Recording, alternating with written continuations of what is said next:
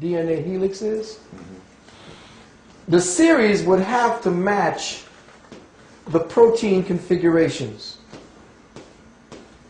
and where they are on the DNA helix. Now, as far as strands are concerned, it is tightly wound within this. There are 6 strand series like this. Let's just say this is 6.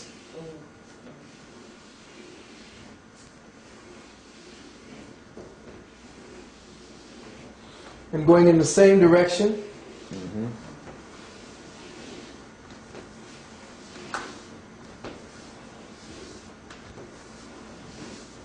Now, understand and understand that we are not looking at a real thing. This is a workup.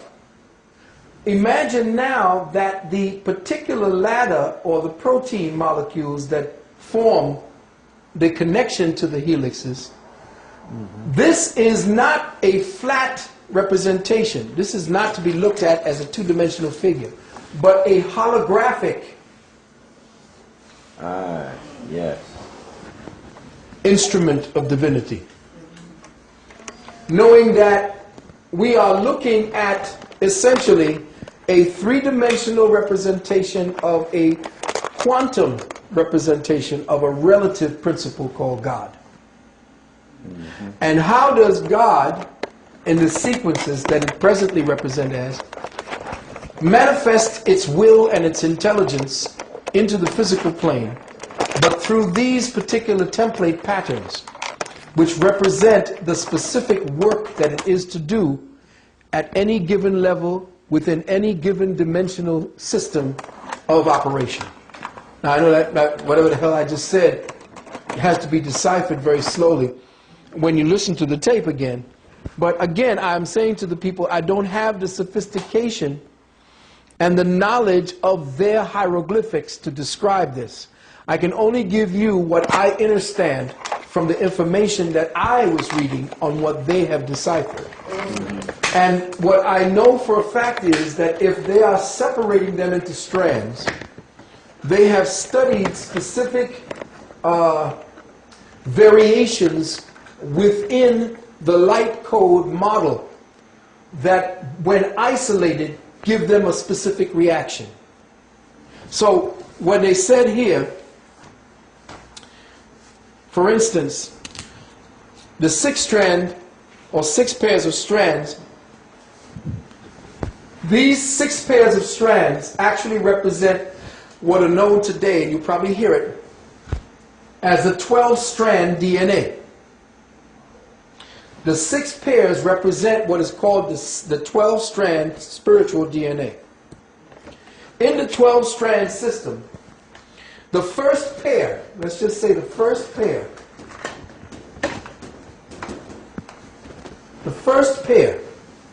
represents the physical plane. This is the plane where all things become tangible.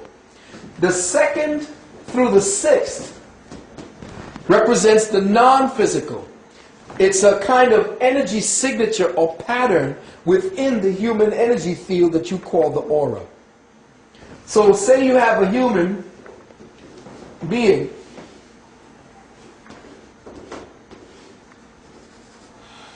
and this human being is wrapped within an aura.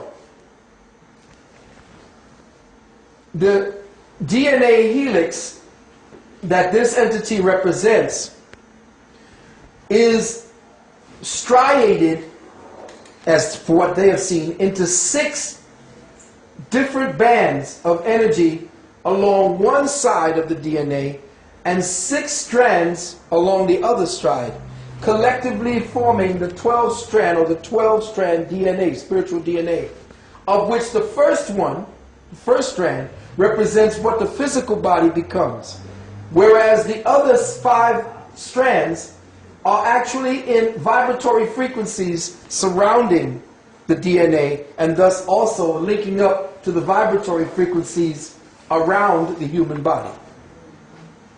So the more you go away from the original first strand, the more subtle the strands become and the more in tune they become with higher cosmic ray energies. Okay? So let's just give a breakdown for the record.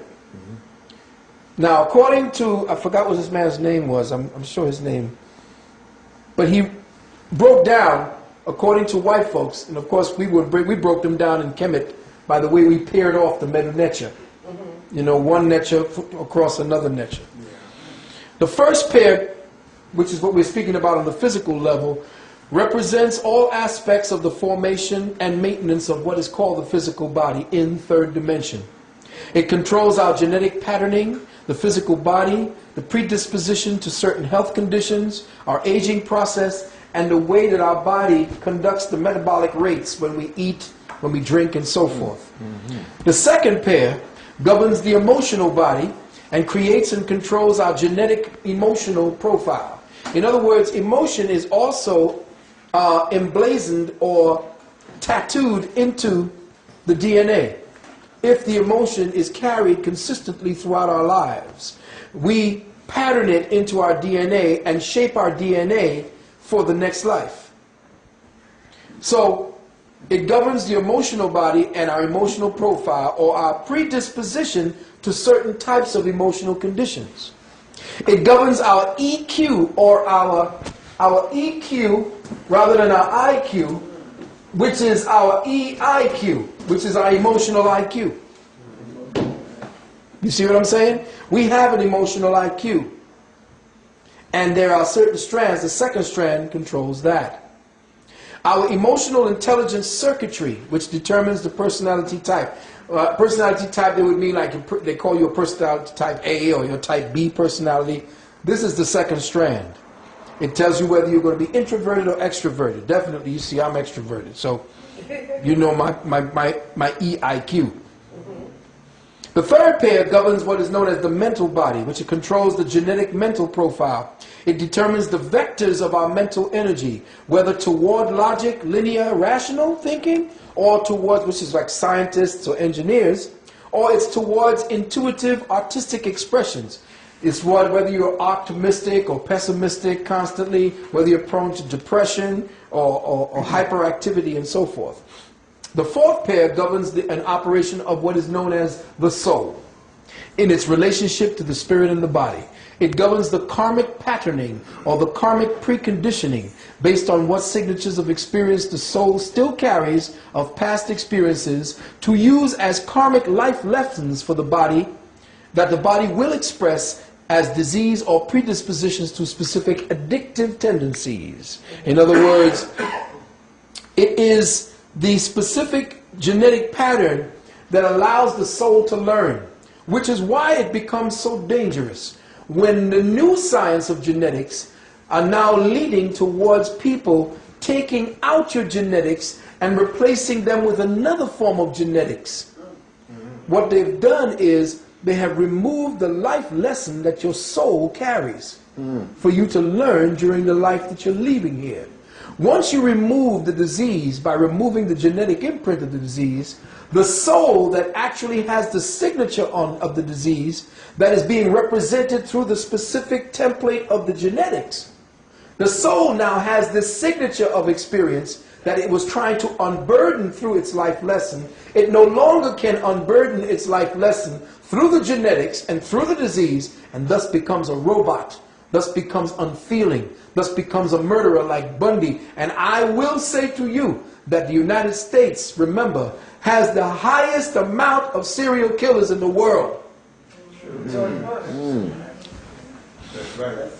So, knowing that, you have to understand that once you have taken away a person's genetic predisposition to certain diseases, you take away the reason why that disease was there in the first place, which is to teach us what not to do, or how to live through the burden that you may have created upon someone else. And based upon your guilt, and based upon the law of karmic reciprocity, you now have taken away the ability for that soul to harmonize themselves with the universe, and thus it becomes robotic, doing anything you want it to do, including murdering without feeling and conscience, because it's no longer connected to the lesson, which gives it its feeling of conscience.